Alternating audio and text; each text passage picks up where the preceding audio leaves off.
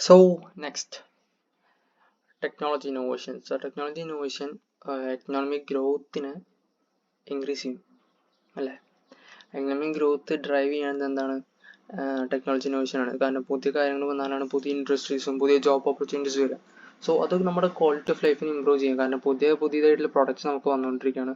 നമുക്കറിയാം, നമ്മൾ ഇപ്പോൾ എല്ലാ സ്ഥലത്തും നമുക്കിപ്പോൾ പുതിയ ടോയ്സും ഗാഡ്ജറ്റ്സും പിന്നെ പുതിയ തരത്തിലുള്ള അഡ്വാൻസ്മെൻ്റ് ഉള്ള രീതിയിലുള്ള പ്രൊഡക്ട്സ് ആണ് വന്നുകൊണ്ടിരിക്കുന്നത്. സോ അത് ക്വാളിറ്റി ഓഫ് ലൈഫിനെ ഇമ്പ്രൂവ് ചെയ്യും. ഇപ്പം നമുക്ക് നല്ല നല്ല ഹെൽത്തി ആയിട്ടുള്ള ഗാഡ്ജറ്റ്സ്, ഹെൽത്ത് ബേസ്ഡ് ഗാഡ്ജറ്റ്സ് ആയിട്ടുള്ള സാധനങ്ങൾ അതൊക്കെ. അപ്പോൾ അങ്ങനത്തെ എന്തെങ്കിലും നിങ്ങളുടെ മൈൻഡിലേക്ക് വരികയാണെങ്കിൽ അത് കമൻറ്റ് ചെയ്യുക. So it allows an organization to stay competitive in a rapidly changing business environment. So technology innovations നമുക്ക് competitive ആയി നിൽക്കാൻ ഹെൽപ്പ് ചെയ്യും.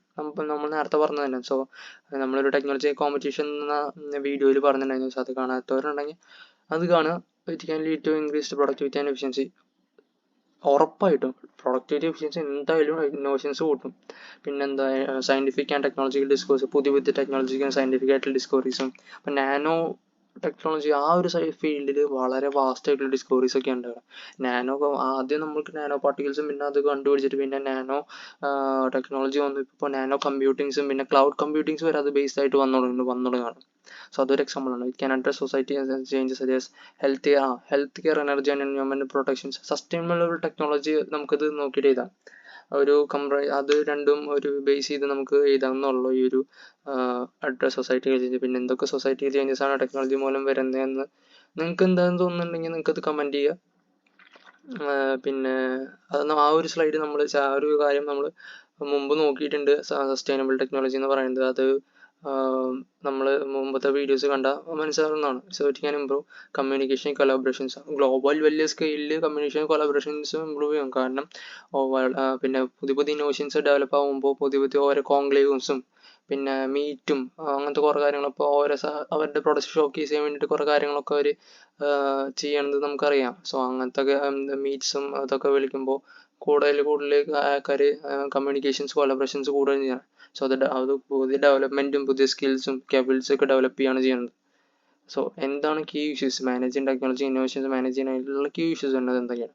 ഷോർട്ട് ടേമും ലോങ് ടേമും ഗോൾസ് ബാലൻസ് ചെയ്യാം. നമ്മൾ പറഞ്ഞിട്ടുണ്ടായിരുന്നത് ചിലർക്ക് ഷോർട്ട് ടേം ഗോൾസ് ആയിരിക്കും ആദ്യം ഉദ്ദേശിക്കുന്നുണ്ടാവും. ബിസിനസ് തന്നെ പച്ച പിടിക്കാതെ അവർക്ക് പെട്ടെന്ന് ഫാസ്റ്റായിട്ട് പ്രോഫിറ്റ്സ് കിട്ടണം എന്നായിരിക്കും അവരുടെ ഇത്. പിന്നെ ചിലർക്ക് നല്ല ലോങ് ടേം ഗോൾസ് ഉണ്ടാവും. പക്ഷേ ഇതിൻ്റെ രണ്ടിൻ്റെ ബാലൻസിന് വേണ്ടിയിട്ടാണ് നമ്മൾ ഉദ്ദേശിക്കുന്നത്. സോ ടെക്നോളജി ഇന്നോവേഷൻ വരുന്നതിലൂടെ നമുക്കിത് ബാലൻസ് നമുക്ക് അച്ചീവ് ചെയ്യാൻ പറ്റണം. അപ്പോൾ പുതിയ ടെക്നോളജി ഇൻവെസ്റ്റ് ചെയ്യുമ്പോൾ അത് ഷോർട്ട് ടേം ഗ്രോത്ത് ഉണ്ടാക്കുക എന്നുള്ളതാണ്. പക്ഷേ അതിൻ്റെ ഒരു പൊട്ടൻഷ്യൽ ഫ്യൂച്ചർ വരെ നിൽക്കുന്നുണ്ടെങ്കിൽ സോ ഇമ്മീഡിയറ്റ് റിട്ടേൺസിന് നമ്മൾ നോക്കാതെ അത് വെയിറ്റ് ചെയ്യും, പേഷ്യൻസ് ആയിട്ട് വെയിറ്റ് ചെയ്യും വേണം. സോ അതൊരു ബാലൻസിങ് ആണ് അവിടെ ചെയ്യണം, ഷോർട്ട് ടേം ലോങ് ടേം ഗോൾസിൻ്റെ. പിന്നെ എംബ്രേസിങ് റിസ്ക്. ഇന്നോവേഷൻ കൂടുതലും നമുക്ക് കാൽക്കുലേറ്റ് റിസ്കുംസ് പിന്നെ ഓർഗനൈസേഷന് വേണമെങ്കിൽ റിസ്ക് എടുക്കാവുന്നതാണ്. സോ അതിൻ്റെ റിവാർഡ്സ് എടുക്കാനുണ്ട്. സോ പുതിയ ഇന്നോവേഷൻസ് വരുമ്പോൾ നമുക്ക് റിസ്ക് എടുക്കാനുള്ള ഒരു ടെൻഡൻസി വേണം. സോ അത് ഒരു തരത്തിൽ പറയുമ്പോൾ വളരെ നല്ലതാണ്. കാരണം കൂടുതൽ റിസ്ക് എടുത്താലോ വല്ലത് നടക്കുള്ളൂ. So embracing risk. പിന്നെ സെക്യൂറിങ് ഫണ്ടിങ്. ഡെവലപ്പ് ചെയ്യാൻ ഇംപ്ലിമെൻറ്റിങ്ങിലൂടെ പുതിയ ടെക്നോളജീസ് നമ്മൾ ഡെവലപ്പ് ചെയ്തതിലൂടെ ഇംപ്ലിമെൻറ്റിലൂടെ അത് എക്സ്പെൻസീവ് ആയിരിക്കും. സോ ഓർഗനൈസേഷന് അതിനനുസരിച്ച് ഫണ്ടിങ് ആവശ്യമുണ്ട്. സപ്പോർട്ടും വേണ്ടി വരും ഇന്നോവേഷൻസ് വേണ്ടിയിട്ട്. സോ അതാണ് സെക്യൂറിങ് ഫണ്ടിങ് എന്ന് പറയുന്നത്. അപ്പോൾ നമുക്ക് ഇത് എവിടെ നിന്ന് കിട്ടും? കൊളാബറേഷൻസ്. പിന്നെ നമുക്കറിയാം കുറേ ആൾക്കാർ പുതിയ സ്റ്റാർട്ടപ്സിന് തന്നെ വേണ്ടിയിട്ട് എന്തൊക്കെ ഫണ്ടിങ് റേസ് ചെയ്യുന്നത്. അങ്ങനത്തെ പല ഫണ്ട് സ്കീംസ് ഉണ്ട്. സോ അതൊക്കെയാണ് ഓരോരോ സെക്യൂറിങ് ഫണ്ടിങ്സ്. പിന്നെ managing innovations pipeline. Organisation need to have a clear process for identify. ഇപ്പോൾ എന്തൊരു സംഭവം പുതിയ ടെക്നോളജി ഐഡൻറ്റിഫൈ ചെയ്യണതും അതിന് ഡെവലപ്പ് ചെയ്യാനും പിന്നെ അതെങ്ങനെ നമുക്ക് ആൾക്കാരിലേക്ക് എത്തിക്കാം എന്നുള്ളതിനെ കുറിച്ച് നല്ലൊരു ഉത്തമമായ രീതിയിലുള്ള ധാരണ വേണം. അതാണ് ഇന്നോവേഷൻ പൈപ്പ് ലൈൻ മാനേജ് ചെയ്യണം എന്ന് ഉദ്ദേശിക്കുന്നത്. Building right team. പിന്നെ നമുക്കറിയാം റൈറ്റ് ടീം വർക്ക് ഇല്ലാതെ ഒന്നും നടക്കില്ല. Team work, self managing team ഇതൊക്കെ നമ്മൾ ക്വാളിറ്റി മാനേജ്മെന്റിൽ നമ്മൾ നോക്കിയിട്ടുണ്ട്. അപ്പോൾ ആ സംഭവം ആണ് ഇവിടെ നമുക്ക് എഴുതാം. ഒരു റൈറ്റ് ആയിട്ടുള്ള ഒരു ശരിക്കുള്ള ടീം ഇല്ലെങ്കിൽ നമുക്കൊന്നും നടക്കില്ല. So right skills and experience mind സെറ്റുള്ള ഒരാൾക്കാരുണ്ടെങ്കിൽ നമുക്ക് ടെക്നോളജി ഇന്നോവേഷൻസ് ഫാസ്റ്റായിട്ടും വൈഡറായിട്ടും നമുക്ക് ചെയ്യാവുന്നുള്ളൂ. പിന്നെ keeping up with the pace of change എന്ന് വെച്ചാൽ മാറ്റത്തിനനുസരിച്ച് കാലം മാറുന്നതനുസരിച്ച് നമ്മൾ നിൽക്കാൻ പറ്റണം. സോ അത് ടെക്നോളജിക്കൽ ഇന്നോവേഷൻസ് കൊണ്ട് നമുക്ക് സാധിക്കാൻ പറ്റും. സോ വളരെ ഫാസ്റ്റായിട്ടും വളരെ എജൈലായിട്ട് മൂവ് ചെയ്യുമ്പോൾ ടെക്നോളജി ഇന്നോവേഷൻ നമുക്ക് ഇൻവോൾവ് ചെയ്യുന്നതിലൂടെ നമുക്ക് ലേറ്റസ്റ്റ് ആയിട്ടുള്ള ഡെവലപ്മെൻറ്റ് അപ്പോൾ പിടിച്ചെടുക്കാൻ പറ്റും. പിന്നെ എത്തിക്കൽ കൺസിഡറേഷൻ. അപ്പോൾ ഓരോ ഓർഗനൈസേഷൻ അതിൻ്റെ എത്തിക്കൽ ഇംപ്ലിക്കേഷൻസ് ഇന്നോവേഷൻസിൻ്റെ എഫേർട്ട് പോലെ തന്നെ കൺസിഡർ ചെയ്യേണ്ടത് ഒരു കാര്യമാണ്. കാരണം പ്രൈവസി, സെക്യൂരിറ്റി ഇതൊക്കെ ഒരു കസ്റ്റമർ ബേസിൽ നിന്ന് അവിടെ നോക്കുമ്പോൾ അവരുടെ ഒരു കണ്ണിൽ നിന്ന് നോക്കുമ്പോൾ ഇതൊക്കെ വളരെ വലിയൊരു സംഭവമാണ്. സോ ടെക്നോളജി ഇന്നോവേഷൻ വരുന്നതിലൂടെ തന്നെ എത്തിക്കൽ കൺസിഡറേഷൻസും ഒരു ഓർഗനൈസേഷൻ നോക്കേണ്ടതാണ്. പിന്നുള്ളതാണ് forms of technology. Product technology and process technology. Product technology ഉണ്ട്. ഇത് രണ്ടും ഡിഫറെൻറ്റ് ടൈപ്സ് ഓഫ് ടെക്നോളജിയാണ്. ഓർഗനൈസേഷൻ യൂസ് ഡെവലപ്പ് അത് എന്തിനാ നമ്മൾ പറഞ്ഞു, ഗുഡ്സും സർവീസും പ്രൊഡ്യൂസ് ചെയ്യാൻ വേണ്ടിയിട്ട് തന്നെ. സോ പ്രൊഡക്റ്റ് ടെക്നോളജി അതിൽ നമ്മൾ കൂടുതലും ഡിസൈൻ, ഡെവലപ്മെൻറ്റ്, ഒരു ഫിസിക്കൽ പ്രൊഡക്ട്സ് ആണ് കൂടുതൽ ഉദ്ദേശിക്കുന്നത്. പ്രൊഡക്റ്റ് ടെക്നോളജി നമുക്ക് പറയുമ്പോൾ തന്നെ ആ വേർഡ് തന്നെ നമുക്ക് മനസ്സിലാവുന്നതാണ്. പുതിയൊരു പ്രൊഡക്റ്റ് അല്ലെങ്കിൽ അതിൻ്റെ ഒരു ഇമ്പ്രൂവ്മെൻറ്റ്, ഒരു എക്സിസ്റ്റിംഗ് പ്രൊഡക്റ്റ് ഇമ്പ്രൂവ് ചെയ്യുന്നത്. അപ്പോൾ അതിൽ പുതിയ മെറ്റീരിയലും പിന്നെ വേണമെങ്കിൽ നമുക്ക് എക്സ്ട്രാ കമ്പോണൻസ് നമ്മൾ ആഡ് ചെയ്യും, അല്ല പുതിയ മാനുഫാക്ചറിങ് പ്രോസസ്സാണ് നമ്മൾ ആഡ് ചെയ്യേണ്ടി വരിക. അങ്ങനത്തെ ഒരു ടെക്നോളജിയാണ് product technology. Product technology involves wide range of research. അതിൽ ഇപ്പോൾ ഒരു കാർ തന്നെ നമുക്ക് വേറെ എന്തെങ്കിലും രീതിയിൽ ഡെവലപ്പ് ചെയ്യണമെങ്കിൽ അത് നമ്മൾ റീസർച്ച് ചെയ്യേണ്ടി വരും. എന്നിട്ട് അതിൻ്റെ ഡിസൈൻ ചെയ്ത് പ്രോട്ടോടൈപ്പ് ചെയ്ത് പിന്നെ ടെസ്റ്റിംഗ് ചെയ്ത് പിന്നെ മാനുഫാക്ചറിങ് മാർക്കറ്റിംഗ് ചെയ്യേണ്ടി വരും. സോ അതങ്ങനെ ഒരു സ്റ്റേജാണ്, അങ്ങനെ ഒരു സംഭവമാണ് പ്രൊഡക്റ്റ് ടെക്നോളജി. പിന്നെ ആദ്യത്തെ സ്റ്റേജിലൊക്കെ നമ്മൾ കൂടുതലും ചെയ്യേണ്ടത് റീസർച്ച് എക്സ്പെരിമെൻറ്റേഷൻ ആണ്. വളരെ നല്ല രീതിയിൽ റീസർച്ച് എക്സ്പെരിമെൻറ്റേഷൻ ചെയ്താലാണ് നല്ലൊരു പ്രൊഡക്റ്റ് കിട്ടുള്ളൂ. സോ അതിൽ പിന്നുള്ളതാണ് ഡിസൈൻ ഫേസ്, പിന്നെ പ്രോട്ടോടൈപ്പ് ഉണ്ടാക്കുന്നത്. ഡിസൈൻ ഫേസ് നമുക്കറിയാം, നമ്മളൊരു മെക്കാനിക്കൽ എഞ്ചിനീയർ ആണ്, നമുക്കറിയാം കുറേ ബ്ലൂ പ്രിൻറ്റ്സ് ഉണ്ടാക്കും, സ്പെസിഫിക്കേഷൻ, പ്രൊഡക്റ്റിൻ്റെ സ്പെസിഫിക്കേഷൻ എന്തൊക്കെ രീതിയിലാണ് ചെയ്യുന്നത്, പിന്നെ കുറേ കാൽക്കുലേഷൻസ്, അങ്ങനത്തെ കുറേ കാര്യങ്ങളൊക്കെ. എന്നിട്ട് അത് കഴിഞ്ഞിട്ടാണ് നമ്മൾ പ്രോട്ടോടൈപ്പ് ഉണ്ടാകുന്നത്. സോ നമ്മൾ പ്രൊജക്റ്റ് ഒക്കെ കഴിഞ്ഞിട്ടുണ്ടാവും, നമുക്ക് അറിയാം.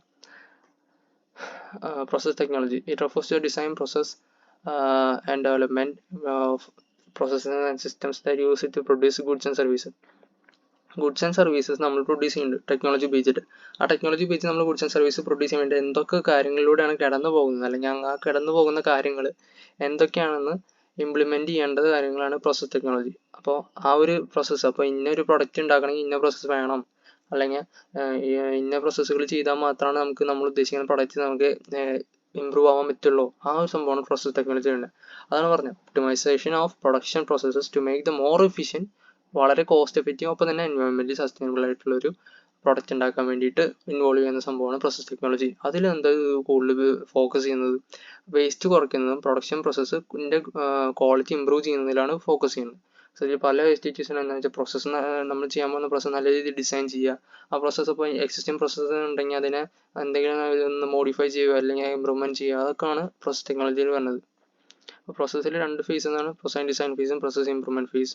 Selection of the best manufacturing, പിന്നെ എക്യുപ്മെൻറ്റ്, നല്ലൊരു പ്രോസസ് ഫ്ലോ കൺട്രോൾ സിസ്റ്റം ഒക്കെ നല്ല രീതിയിൽ സെലക്ട് ചെയ്യുക. ഇത് നമ്മളൊരു മെക്കാനിക്കൽ എഞ്ചിനീയറിന് സിമ്പിളായിട്ട് അറിയാവുന്നതാണ്. പിന്നെ എന്താ continuous improve the production process continuous ആയിട്ട് ഇമ്പ്രൂവ് ചെയ്യുക. ലീൻ ആൻഡ് സിക്സ് സിഗ്മ ഇത് നമ്മൾ മറ്റേ ക്വാളിറ്റി മാനേജറിൽ പഠിച്ചിട്ടുണ്ട്. ലീൻ എന്ന് വെച്ചാൽ ലീൻ മാനുഫാക്ചറിങ് എന്ന് വെച്ചാൽ കട്ടിങ് ഡൗൺ ഫാറ്റ്, അല്ലെങ്കിൽ എൻ്റെ കസ്റ്റമറിന് ആവശ്യമില്ലാത്ത എത്തുമ്പോൾ അവർക്കൊന്നും വാല്യൂ തരാത്ത നമ്മൾ കാര്യങ്ങൾ ചെയ്യേണ്ട ആവശ്യമില്ല നമുക്ക്. ആ ഒരു സംഭവമാണ് ലീൻ മാനുഫാക്ചറിങ്. സോ അങ്ങനത്തെ ഓരോ സിഗ്മ പോലുള്ള കാര്യങ്ങൾ ഉപയോഗിച്ചുകൊണ്ട് നമ്മൾക്ക് എഫിഷ്യൻസീസ് നമുക്ക് കുറയ്ക്കാം. സോ ഇത്ര തന്നെയാണ്. സോ മൊഡ്യൂൾ 1 ഇതാണ്. ഇനി നമ്മൾ മൊഡ്യൂൾ 2 മൊഡ്യൂൾ 3 നോക്കുന്നുണ്ട്. സോ ഇത് നമുക്ക് മനസ്സിലായ കാര്യം എന്താണ്, കൂടുതലും നമ്മുടെ ചുറ്റും നടക്കുന്ന കാര്യങ്ങളും നമ്മുടെ ചുറ്റും ഉണ്ടാകുന്ന അഡ്വാൻസ്മെൻറ്റ്സ് അതിൻ്റെ ബേസിൽ നമുക്ക് നമ്മുടെ ഒരു ഐഡിയ അനുസരിച്ച് നമുക്ക് ഇത് നോക്കി എഴുതാമെന്നുള്ളൂ. സോ അത്ര തന്നെ. സോ ഇഷ്ടപ്പെട്ടെങ്കിൽ ലൈക്ക് ചെയ്യുക, ഷെയർ ചെയ്യുക മാക്സിമം ആൾക്കാർക്ക്. സോ എല്ലാവർക്കൊക്കെ കുറേ ആൾക്കാർക്ക് നമുക്കറിയാം പഠിക്കാൻ പറ്റാതിരിക്കുക, അല്ലെങ്കിൽ ഒന്നും പഠിച്ചിട്ടില്ല എന്നൊക്കെ ലാസ്റ്റ് പറയാന് മെസ്സേജ് അയക്കുന്നുണ്ടെങ്കിൽ ഇതൊക്കെ അയച്ചു കൊടുക്കുക. പിന്നെ എന്താ, സബ്സ്ക്രൈബ് ചെയ്യുക, അത്ര തന്നെ.